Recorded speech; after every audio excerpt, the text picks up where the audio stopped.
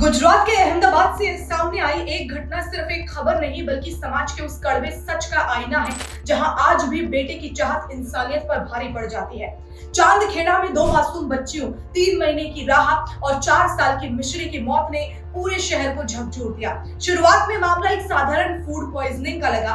कहा गया कि मां बाजार से डोसा बैटर लाई थी जिसे खाने के बाद बच्चियों की तबीयत बिगड़ी, लेकिन जैसे जैसे जांच आगे बढ़ी कहानी ने एक खौफनाक मोड़ ले लिया। पुलिस ने जब उसी बैटर के बैच की जांच की तो सच सामने आया। उसी बैटर को 200 से ज्यादा लोग खा चुके थे और किसी को कुछ नहीं हुआ, यानी मौत की वजह कुछ और थी।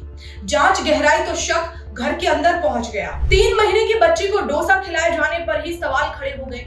डॉक्टर्स के अनुसार इस उम्र में बच्चा सिर्फ मां का दूध पीता है, फिर वो बच्ची जहर के संपर्क में कैसे आई? फॉरेंसिक जांच में माता पिता के शरीर में एल्यूमिनियम फॉस्फोइड जैसे जहरीले पदार्थ के संकेत मिले। एक ऐसा जहर जो आमतौर पर चूहे मारने की दवा में इस्तेमाल होता है। घर से खरीदी गई दवा के पैकेट भी इस शक को और ज्यादा गहरा कर रहे थे। 10 में से 2 पैकेट गायब थे, लेकिन सबसे चौंकाने वाला खुलासा एक डायरी से हुआ। मां की डायरी में बार बार एक ही इच्छा लिखी थी, मुझे बेटा चाहिए।